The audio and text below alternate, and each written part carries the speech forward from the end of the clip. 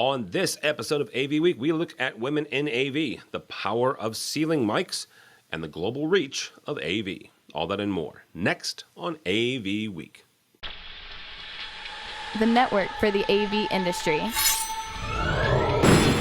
What are you listening to? This is AV. This is AVNation. This is AVNation. This is AV Week, episode 550, recorded Friday, March 4th, 2022. Take over the world. Support for AVNation is brought to you by Atlona, the go-to provider for AV signal distribution and control in corporate, higher education, and residential spaces. This is AV Week, your weekly wrap-up of audio-visual news and information. My name is Tim Albright. I am your host. With us to discuss the news and information we have gathered this week. First and foremost, Bren Walker, American, but by way of Canada. How are you, ma'am? I'm doing just fine, thank you. And I will amend that by saying I'm actually dual. Oh, there we go. And, yes, and as that scale keeps sliding, I become more and more Canadian every year I live in Salt Spring. Go ahead. There are other reasons for that as well, which we won't get into. Mr. McGinnis, Brock McGinnis, will keep with Canada there. How are you, sir? I'm very well, and I am not dual. I am just solely Canadian.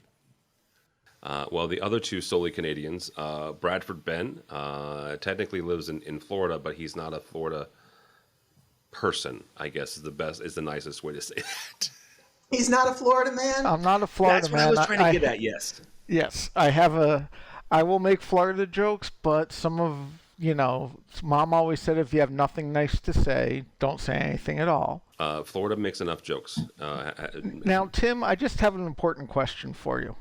Do you still think you have control of this show, or should I just run with it now? No, absolutely not. No, go ahead and go So with it now. I want to start off, since this is going to post next week, and next week on Tuesday will be March 8th, International Women's Day, which is something we can all agree with. AVIXA is doing some things for it, but more importantly, this story from Commercial Integrator talks about how Snap One is going to be holding an online Women in Technology Summit, spotlighting some of the women in technology, as well as improve the way that women can get involved. Now, this has been across the board effort throughout the industry. I've been involved in it. Brock's been involved with it. Obviously, Bren's involved with it. Tim's involved with it. All the cool people are. But with that, I kind of want to get your take on it, Bren, of what do you think about this summit? Do you think it'll help expand the impact that women have in technology and show people there are more options? Well, any visibility is always great.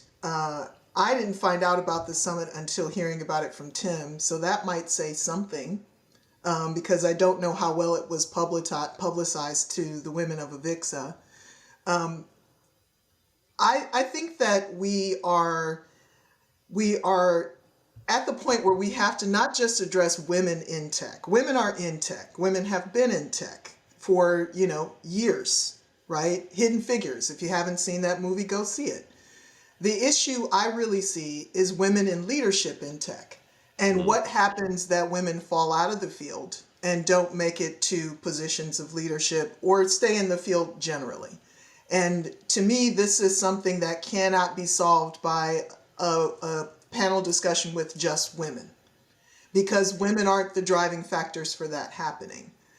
In general, as a person who can qualify as a lot of other, I tend to not self-segregate, meaning that I don't seek out the women's group, the person of color's group, whatever.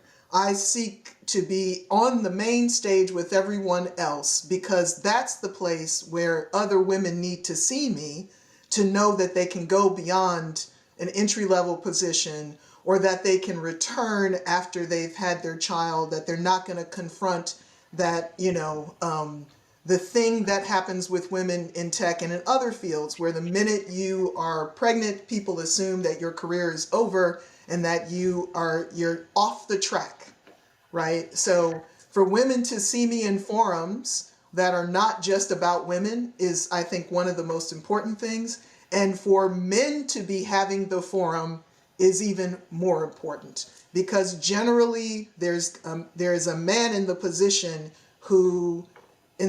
of leadership historically that has made it difficult for women to break through past a certain level. So I want to follow up on that. I agree with your point of it should not be a special event placed over here, and I'll come back and touch on that in a minute. But I want to reach out to Brock and highlight something that Bren said of this hasn't been well publicized.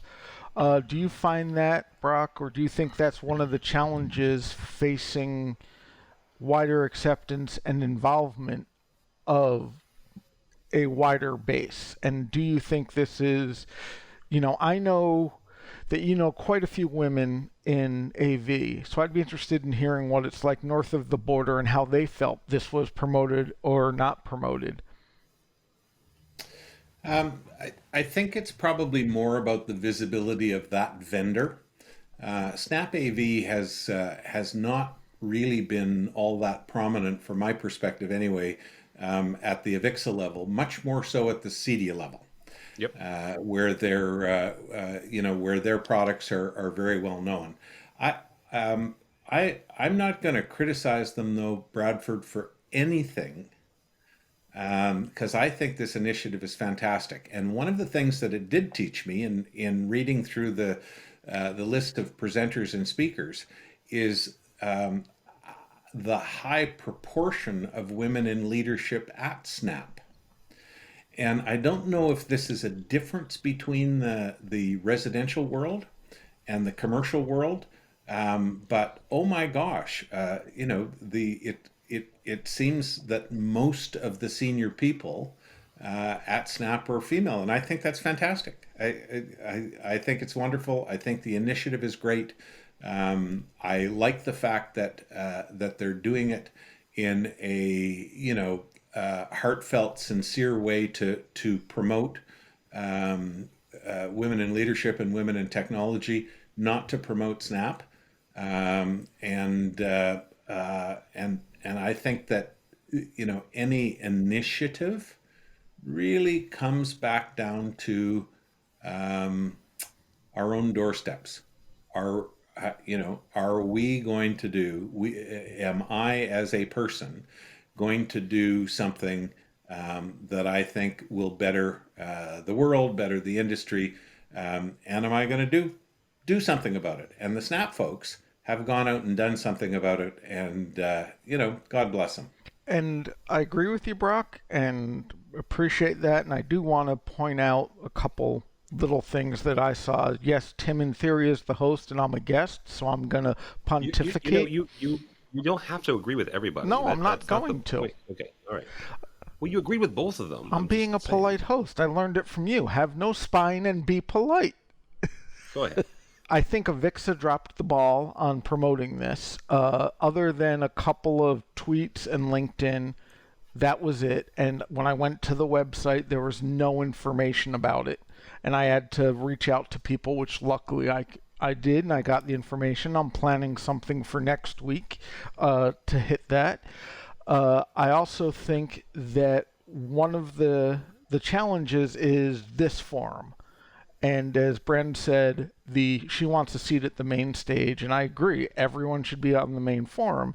And this week I had to invoke the Bradford Ben policy of I do not appear on a panel of nothing but old white men. And you can ask Tim what my first question was about this panel when I got invited. And I said, okay, so I know you have the elder statesman. You've got the irascible industry icon. You got the Bears backer. Who else do we have here that's going to increase this diversity? And he obviously answered Bren. I said, okay, I'm in it. Now, previously this week, I did it's an hour before the show.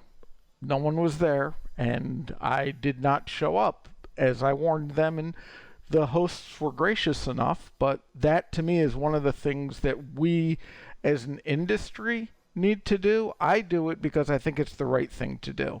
I'm not virtue signaling. This is just me. Those of you who know me know I'm a misanthrope, but I also believe in doing the right thing. And the way I can do it is exactly as we said. I'm going to make sure that people don't just have a seat at the table. They're invited to the table and they are passed a fine adult beverage of their choosing. And to me, I think that's one of the things that I see as a little missing, as Bren was talking about on some of this, is there's all this talk about it, and SNAP has a high percentage of women.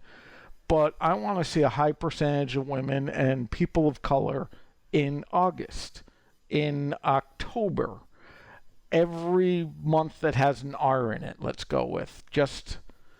I think that's the bigger challenge. June, May, July, and August do not have Rs. I had to think about that for a second. Well, if I could jump in though, Tim, one thing that Bradford said that is important is his own individual personal action, right? And it's about whatever power you have. If you believe that forums should be more diverse because diverse teams perform better, bottom line is better. We know everything about why it's better when you have a diverse team. And if you really believe it, then you put your money where your mouth is. I just am in the process of executing a contract that has a non-discrimination clause in it. And the other side of that, the other party in that contract, if they discriminate against me or anyone else, I can immediately terminate. And this is something that I fought for, and that I would say that other people in positions of power can fight for that. We don't have to leave it to state-run agencies or government organizations to be the only ones holding people to account for non-discrimination. Yeah. We can all do it on an individual basis. So, as we wrap this up, I will give a shout out to Ifat Chaudhry over in the UK. She started a podcast, kind of continued the AV Jam, but is making it her own, and it's called What If. A little play on her name. And the very first, I was on an episode, not this past Wednesday, but Wednesday before last. 100%, a bunch of old white guys, right? It's what it was. Brock was there with me. And one of the things that, not that he's old, definitely white, but not that he's old. One of the things that I said in there is that you have to make those personal choices. I relayed a story of growing up in a family that has Southern roots, and there were certain phrases that I grew up around. And again, not that this was overtly racist, but it was a term that probably about a year or so ago, it was somebody used it on a news program. The person that they were on with was a person of color, and they took offense to that, and they explained why. Well, I just kind of eliminated it from not that I used it a lot, but it was one of those things that you learn as you grow. Again, Bradford said, this is a personal choice. I'm not virtue signaling and saying anything. This is my personal choice and the things that I can do. Thanks so much for watching this first segment of AV Week. To check out the rest of the episode for free, click on the link below or go by the website, avnation.tv. That's avnation.tv.